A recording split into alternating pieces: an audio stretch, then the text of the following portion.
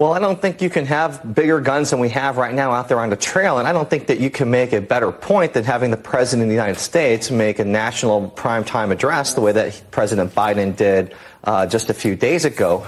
He's made it very clear what the stakes of this election are and the growing threat to democracy, especially on the heels of the horrible attack. And let's be very clear, this just wasn't an attack. It just wasn't an act of violence. This wasn't just a home invasion. This was an act of domestic terrorism. This was someone who was trying to do harm to the Speaker of the House and her family because of their political views. And let's be very clear here. This isn't a both sides need to tone down the rhetoric moment. There is only one political party in America that has made it the central tenet of their political campaign to undermine democracy, to deny the results of the 2020 election, and to routinely make light of, make fun of violence against their political enemies. And that party is the Republican Party.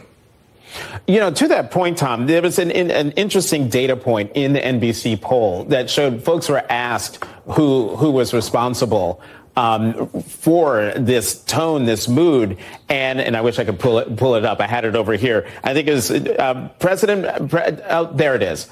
Donald Trump. 72% to blame. Republican candidates and elected officials, 71% to blame. I would love to get your thoughts on this and to piggyback off of what Kurt was just talking about. Well, that's the kind of poll that kind of smudges the responsibility across everybody. It's both sides. But as Kurt pointed out, when you had this attack, and I think that the person who attacked Paul Pelosi is probably emotionally disturbed. But the people who laughed and joked about it are not emotionally disturbed. These are Republicans who pushed conspiracy theories and bizarre stories about Paul Pelosi and about the attacker. They knew what they were doing. And I think part of what's happening here is that they are acclimating people to be numb about violence as a way of just getting people used to the idea that if, an 82-year-old man gets put in the ICU with a hammer, that, you laugh about it. It's funny. He had it coming. It's all part of, being Nancy Pelosi's husband. And that poll, Jonathan, just says, I think that the American people are kind of exhausted and they say, well, I guess it's just everybody. We've all become awful. It's social media. It's Donald Trump. 59% of them say it's Joe Biden. That is, I think that just has reached the point where people have just stopped processing who's making these kinds of threats and who's really responsible for this increased atmosphere of violence in the country. And so then, Kurt, to that point then, what's the antidote here? Or are we too far gone to have, say, responsible Republican leaders come out and speak with, not just a forceful voice, but a consistent voice that what is being done among members of their own party is wrong?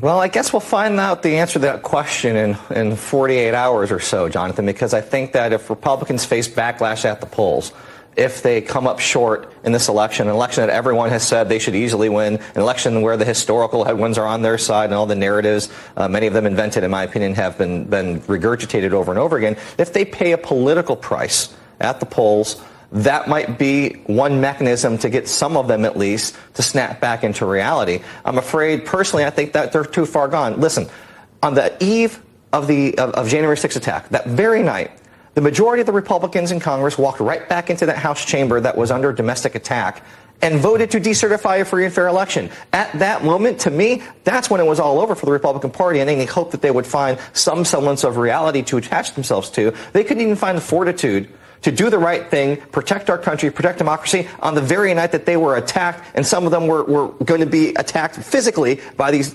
domestic terrorists. They couldn't do it then. I have not seen that get any better. Hell, some of these members of Congress like Louis Gohmert have given those terrorists a freaking flag that flew over the Capitol to reward them for what they did that day. I don't think you can go back from that.